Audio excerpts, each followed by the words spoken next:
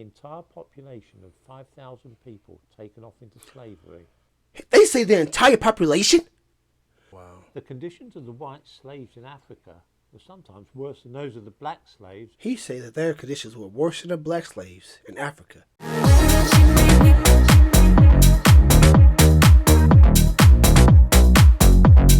No bullshit, let's go. Recently, I just found out that white people were slaves too, and it blew my damn mind. Welcome to Debunking TV, and today we're about to watch The White Slave Trade in Africa, Part 2. This is the story of the slave trade between Europe and Africa, a tragic tale of coastal villages raided, and men, women and children carried off into captivity, loaded onto ships, taken to be sold as slaves in another continent and never seeing their homes again. A familiar enough narrative, except that in this case, the villages being depopulated in this way were English, and the slave traders arrived in ships which had sailed from Africa. So they were transported from Africa to Europe? So were there Europeans in Africa as well? Or did they capture them along the coast? Long before the British ever became involved in the slave trade, slavers out of Africa were raiding not only the British Isles, but many other European countries. Oh, shoot. From Iceland to Malta, Ireland to Spain, and Italy to the Netherlands, carrying off white slaves to be sold in the slave markets of Africa. During the 1970s, the British held hundreds of political prisoners behind barbed wire without charge for years on end. This could have been without charge, putting people in mind of South Africa and the Soviet Union, had we not decided to call them internees instead of... Say they were held without charge. How the hell is it even possible? How can you get arrested without charge, without even knowing why the hell you're locked up? You have to have at least a reasonable cause, right? This solved the problem so well that even to this day, many people don't know anything at all about the political prisoners of the 1970s held in Britain. The same thing with Barbary pirates. The word pirate is faintly comical, bringing to mind Long John Silver, Captain Hook, right, even Captain Pugwash.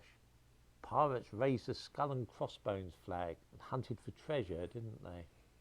The Barbary pirates were actually after people, white Christians specifically, who could be sold as slaves in Muslim countries. So what race was the Barbary pirates then? Because from what I was taught, that Europeans were usually the ones who were doing the capturing. So if Europeans were the ones who were being enslaved, what nationality were the Barbary pirates? There were some white slaves in Africa during the 17th century. There was a very old tradition of slavery in Africa, long before the coming of Europeans. Black empires enslaved neighbouring nations. Various tribes made slaves of outsiders. The Arabs took black people for slaves, and sometimes the other way round. Slavery was an old African tradition, and it is not other way around that it flourished on what became known as the Barbary Coast. Of course, everybody knows about Europeans going to Africa and taking the people off into slavery. Right. It's taught in schools. Mm-hmm. White slavery is not so well known. The Barbary Coast was named after the Berbers who originally lived there. So that's what I don't get. Why isn't this talked about then? Why isn't white slavery talked about? They definitely talk about black slavery. I don't get that. Why are they hiding this shit, man? Countries like Algeria, Tunisia and modern-day Morocco. From ports there, Muslims set off to Europe to seize as many white Christians as they could for the slave markets of North Africa. How extensive was this trade? Was it a trifling affair of a few hundred people here and there? Hardly. The island of Gozo, part of modern Malta, was attacked in July 1551 and the entire population of 5,000 people taken off into slavery. They say the entire population? Island of people? God damn. This was a serious problem for Europe, especially the Mediterranean countries, I bet. but also for Britain and even Iceland. Current estimates suggest that the number of Europeans captured and taken to Africa numbered in the millions. Oh, the shit. Pirates to the millions. As well as land, and were in the habit of taking the crews of ships and then just leaving the ships drifting on the ocean. In Britain, for instance, the fishing industry was under serious threat in the 17th century because men dared not put to sea in the North Sea or the English Channel for fear of being captured by slavers. Wow. On land, some coastal districts of Spain became practically deserted because people feared to live there. From Venice in the north to Malaga in the south, whole swathes of the European coast became deserted. because those living there were always at the risk of slavers descending on their villages and taking them off to Africa. So did they only pick particular coasts? Is that what happened? Like they kind of knew where to go? These particular areas were prominently Europeans? The sack of Baltimore in Ireland gives one good example of what was going on at that time. The entire population was removed. Cornwall was in particular danger, being at the end of England, as you might say. For example, at Mounts Bay in Cornwall, 60 men, women and children were taken away. In 1626, St Kevin was repeatedly attacked, and boats out of Looe, Penzance, Mousel and so on were all at risk of being seized by pirates. It was thought at the time that around 60 Barbary men-of-war ships were prowling the coast of Britain in the 17th century. Sir John Eliot, Vice Admiral of Devon, declared that the seas around England seemed to be theirs. We think of Pirate Island as being in the Caribbean, but for a while the Isle of Lundy in the Bristol Channel was held by the Barbary pirates and used as their base. In 1645, another raid by Barbary pirates on the Cornish coast saw 240 men, women and children kidnapped. To keep the slave population stable, around 1/4 had to be replaced each year, which That's for the ridiculous. period from 1580 to 1680 meant around 8,500 new slaves each year.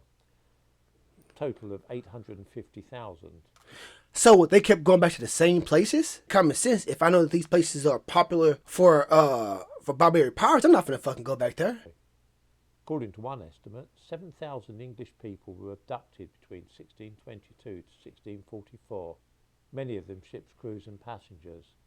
But the corsairs also landed on unguarded beaches, often at night, to snatch the unwary. This was a huge business. The Muslim world needed galley slaves, they needed labourers, they needed people to guard harems, all sorts of people, and they preferred to use Christians rather than Muslims for this. Why is that? The rulers of the countries of North Africa were entitled to 1/8 of all the slaves captured. So let me get this right. They took slaves to use them as protection to guard something else. That's fucking ass backwards. And why use Christians? Why not Muslims? Like, what was the difference? I mean, of course there's a difference in religion, but why? Like, do you trust Christians more? And these were used for public works. Cervantes, author of Don Quixote, was a slave in Africa for several years before being ransomed. This was another motive for the slave trade. If you could Ransoms. seize well-to-do people, they could be Yep. ransomed by their families, sold in effect for money. Do that The shit rise of now. the British Navy was in part due to the efforts to combat the Barbary pirates' depredations on the shores of Britain. Samuel Pepys mentions this in his diary. He says, "I went to the Fleece Tavern to drink, and there we spent till 4 o'clock telling stories of Algiers and the manner of the life of slaves there. Oh, so the Captain Algiers. Newton and Mr. Dawes, who have both been slaves there, did make me fully acquainted with their condition, how they eat nothing but bread and water, how they are beat upon the soles of their feet and bellies at the liberty of their padron, how they are all night called into their master's quarters, and there they lie." Wow. The conditions of the white slaves in Africa were sometimes worse than those of the black slaves in the Caribbean and America. What? Some were routinely castrated to create eunuchs to guard harems. He said that their conditions were worse than the black slaves in Africa. Damn. They were beating them into obedience to guard something else? If you gave me a goddamn weapon thinking I'm gonna guard you, and you my oppressor, you's a fool. Others were kept as galley slaves, not setting foot ashore for years on end. Wow. The ill treatment of these slaves in Africa was a matter of great concern in Europe. How did it come to an end? Good question. It's rather unfortunate. The British It's began to unfortunate. pay tribute to some of the North African countries in order Pay to for their prevent freedom. the Barbary pirates from visiting their country and seizing their ships. It was guyed up under various terms, but effectively the British were paying not to be molested. This all came to an end for American ships with the American Revolution. They no longer enjoyed the protection that the British had. And so several American merchant ships were seized by pirates in the Mediterranean.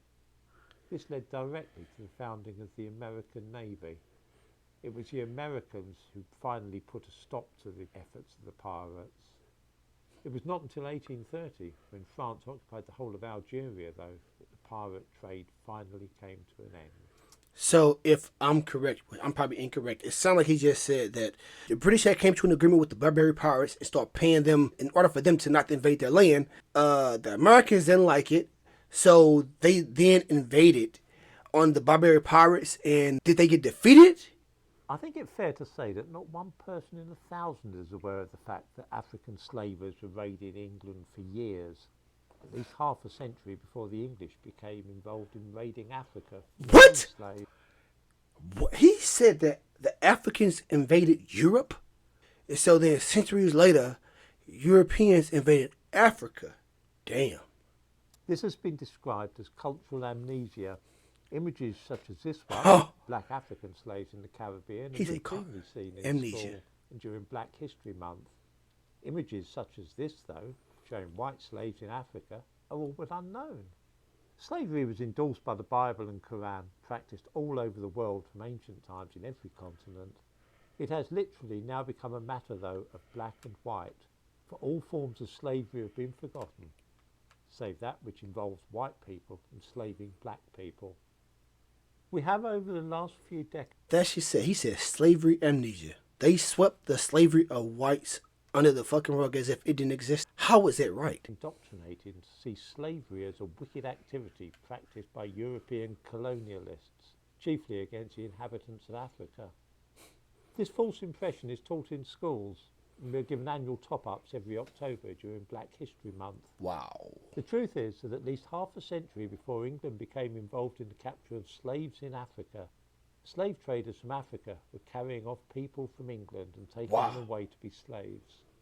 History is always far more complex than the simple linear narrative that we learn at school.